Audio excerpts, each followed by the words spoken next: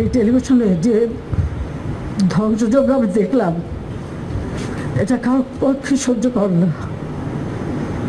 আমরা অনেক রক্ত দিয়ে স্বাধীনতা দিচ্ছি, দেশটাকে গড়ে তুলব। এই দেশের মানুষ বিশ্বের দরবারে মাথা উঁচু করে চলবে। আর আজকে সেখানে কি হলো?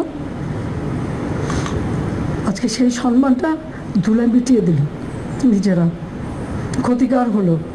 আমি জানি না যারা এই সন্ত্রাসীর সঙ্গে জড়িত তাদের কিছু আসা যায় না, কিন্তু সাধারণ মানুষ, তাদের মান সম্মান কোথায় থাকবে?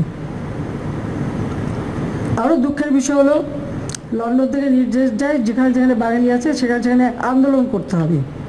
আর এই আন্দোলন করতে যে তাদের অবস্থাটা কি?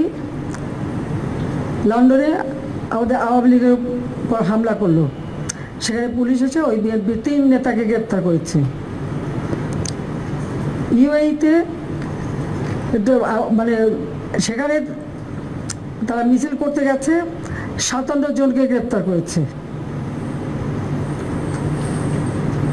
10 জন, এখানে 3 জন হলো যাবজ্জীবন কারাদণ্ড, 16 জন 10 বছরের কারাদণ্ড, আর কয়েকজন 1 বছরের কারাদণ্ড, আর বাকিগুলিকে তারা এখন রাখবে না, তারা দেশে পাঠিয়ে দেবে। সেখানে তারা আমাকে গালি দিচ্ছে, দেশের বিরুদ্ধে তারা স্লোগান মিছিল। ওই দেশে আইন আছে, কেউ মিছিল করতে পারে না, কিন্তু তাদেরকে উস্কে দেওয়া হয়েছিল লন্ডন থেকেই যে মিছিল করতে হবে। তারা মিছিল করতে যেয়ে শুধু নিজেদের চাকরি বাকরি রুজি রোজগার পথ যে হারালো তা না, আজকে যে বাঙালিরা ওখানে কাজ করে খায় তাদের মুখটা কোথায় থাকে, তাদের কী অবস্থা হয়, আর ভবিষ্যতে ওই দেশে আর নেবে কিনা। তারপরে আমি সাথে সাথে সেখানে আমাদের অ্যাম্বাসেডারের সাথে কথা বলছি, ওদের সাথে আমাদের ভালো সম্পর্ক, এখানে অ্যাম্বাসেডারের সাথে কথা বলেছি। তারা বলছে এই অপরাধীগুলি যে শাস্তি দিয়েছে এখানে আমাদের কিছু বলার নেই, তাদের দেশের আইনে এটা আছে। সৌদি আরবে সেখানেও মিছিল করতে গেছে, আপনারা জানেন সৌদি আরবে কখনো মিছিল করতে পারে না, সেখানে 20 জনকে গ্রেপ্তার করেছে। আর আপনারা জানেন সৌদি আরবের আইন, তাদের কতগুলি নিয়ম আছে যে কোন আইন ভাঙলে কি শাস্তি হবে, এবং সেটা এটা এমনও আছে যে গর্দানও কেটে দেয় প্রকাশ্যে, চুরি করলে হাত কেটে দেয়। তাহলে এই 20 জন মানুষ এবং সেই সাথে আমাদের যে লক্ষ লক্ষ কর্মী, তাদের ভবিষ্যৎটা কি?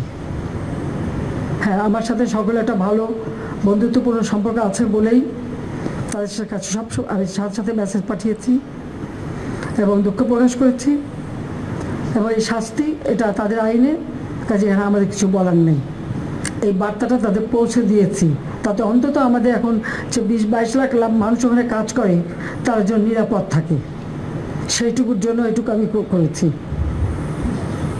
সারা পৃথিবী জুড়ে দেশটাকে একেবারে, এবং এখনও আরও অনেক জায়গায় টেলিফোন করে বলছে ওখানে আন্দোলন করো। এমন এমন দেশে আমাদের সেখানে ফোন করে আমাকে জানাচ্ছে, মেসেজ দিচ্ছে।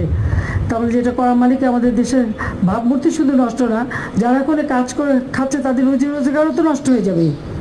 তো এখন এটা কিসের জন্য এই ধরনের আচরণ করা হচ্ছে, এটাই আমার প্রশ্ন। সাজাপ্রাপ্ত আসামি মুচলেখা দিয়ে দেশ ছেড়ে এখন দেশ ধ্বংস, আর জামাত আর শিবির এরা তো সবসময় স্বাধীনতা পেয়েছে।